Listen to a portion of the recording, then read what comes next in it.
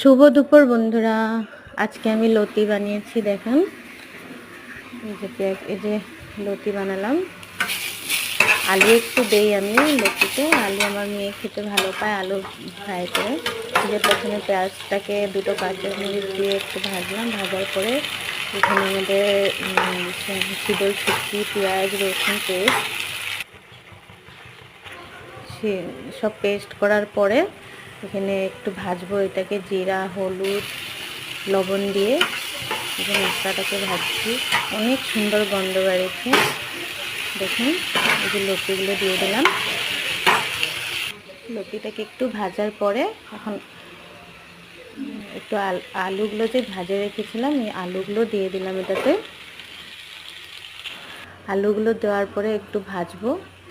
এই যে তারপরে লেবুর রস 2 চামচ লেবুর রস দিয়েছি।